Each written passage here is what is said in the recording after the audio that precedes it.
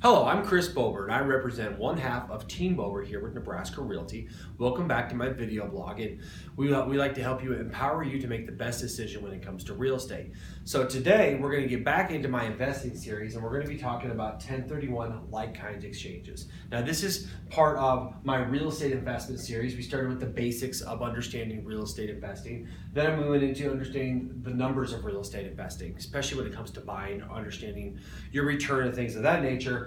This time, we're in process number 3. We're going to talk about the process, especially the process of selling investment real estate and deferring capital gains and depreciation recapture. Okay.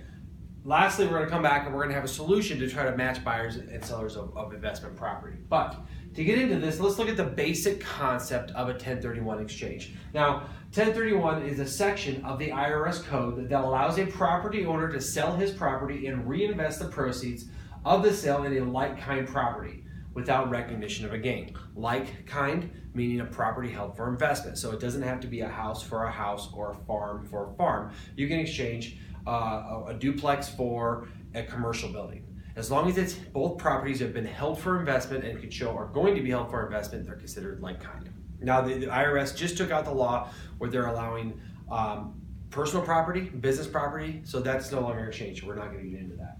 Now, because the sale results within a 1031 exchange, the sale results in no recognition of gain and therefore no tax obligation, the property owner is able to put the money to work in the new property, potentially increasing the equity quickly. Okay, so that's the benefit of doing a 1031 exchange, is that you have more purchasing power, and I'll show you an example of that soon. Now, just to be clear, I'm not a CPA and I'm not an attorney, so you want to call your CPA for tax advice.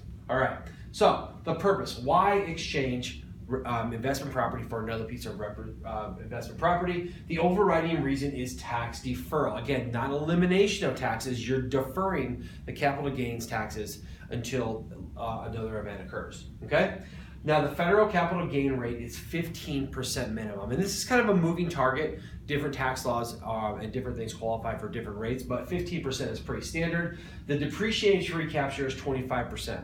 So when you have a piece of investment property, one of the benefits is the depreciation, and you take that off of your income, so you can use that somewhere else, and it's a benefit. Well, when you sell that property, they want 25% of that depreciation back, okay?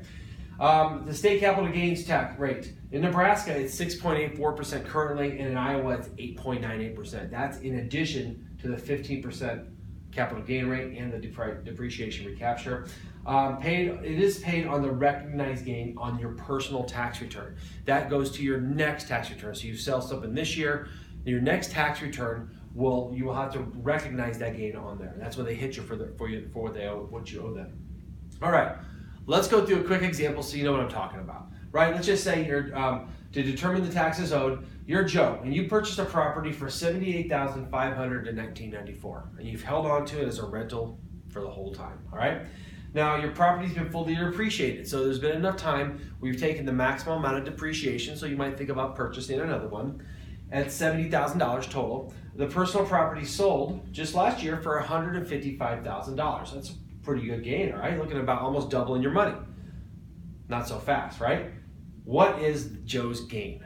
Now, if you look at this is an extremely simplified tax analysis. Again, you contact your CPA and it gets more complicated than this, but the taxes paid on the gain must be recognized. All right, sale price $155,000. Expenses of the sale, a realtor, painting, some of those kind of things, $15,500. Tax proration, prorated rent, transfer of the security deposit, all that came out to a net proceeds of $132,000. So at closing, if you were to go through without doing a 1031 exchange, you'd probably get a check for about $132,000. And you're thinking, yeah, I'm in good shape, right?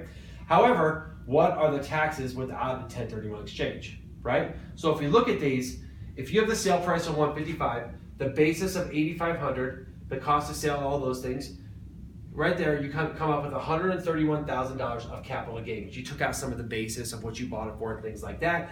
Then you're going to take out the depreciation. The taxable gain then will be $61,000. Now you take that about 20% times the federal capital gain rate, and the capital gain rate tax due is up $12,200.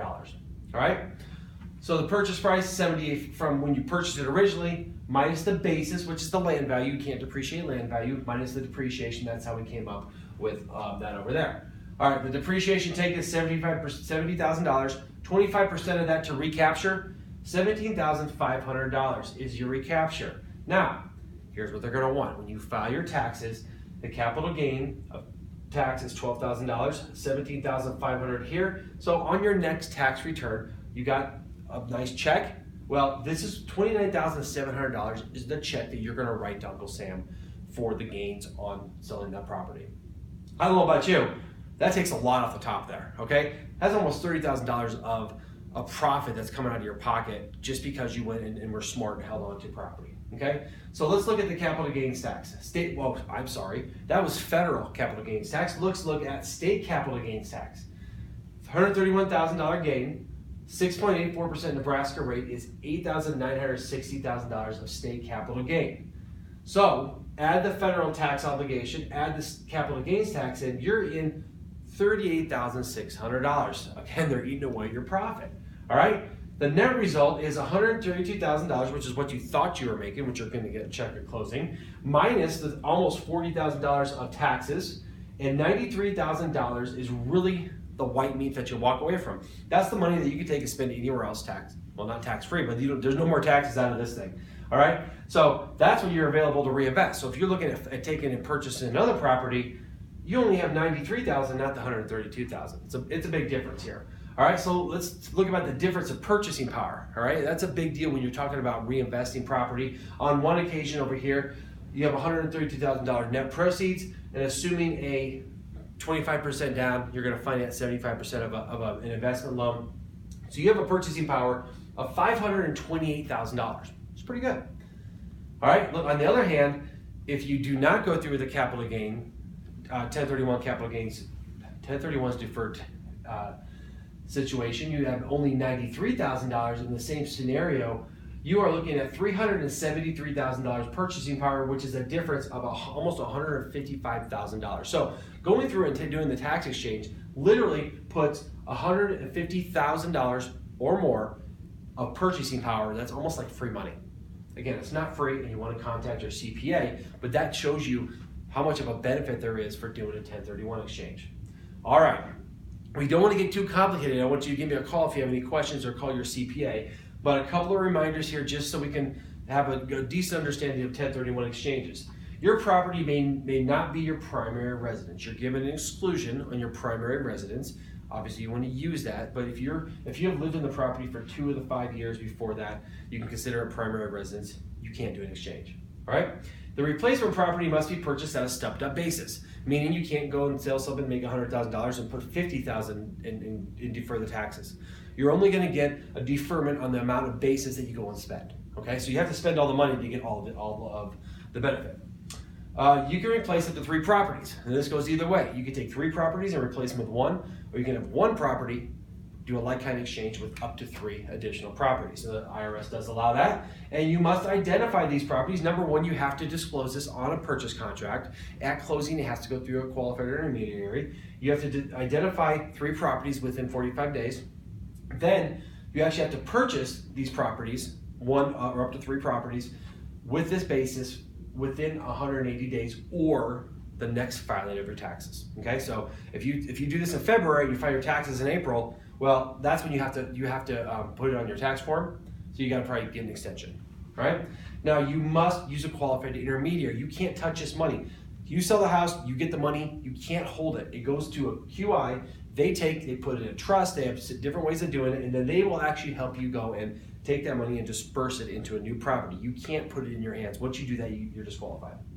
Some more reminders here. 1031 is deferred taxes. It's not tax-free. At some point, if you take this thing and the taxes are deferred until sold outside of a 1031 structure. If you go and do this 3 times and the 4th time you sell it and you keep the money, well, all those taxes come back to you. That basis adds up. So just so you know, it doesn't ever really go away unless, according to the current law, capital gains disappear if held until death and passes to the heirs at a stepped-up basis. So if you buy something for $100,000, you hold it, you give it to your kids at $500,000, there's about a $400,000 gain in there that you get taxed on. Well, once you pass away on the date of your death, its value is where your children, your heirs, inherit it. So then those capital gains actually go away. Again, these things change all the time, and be sure to watch how the tax laws unfold. They tried to go after 1031 exchanges with the last tax code. They didn't get it done. Everything's pretty much still there. All right, of course, contact your CPA or a qualified intermediary for tax advice. So I hope you enjoyed talking about 1031 exchanges. We have a lot of people, I know I have a lot of clients who are looking to invest in real estate, and whether it's buying or selling, there is a different skill set and knowledge base to have. So we've gone over the investing, we've gone over purchasing, we've gone over selling and using 1031 exchanges. Pretty soon, within the next couple of weeks, we're going to talk about a new program that I have that's going to match investors, it's going to match sellers, okay? It's going to be a great thing. I'm really looking forward to it. So if you want any more information about this program or anything about investing, purchasing, selling, any kind of real estate advice, be sure to give me a call. Here's my number, 312-5076. You can always email me, chris@nebraskarealty.com. Of course, you can find me on social media too. So thanks for tuning in. I hope you enjoying our real estate series, and I look forward to seeing you next time.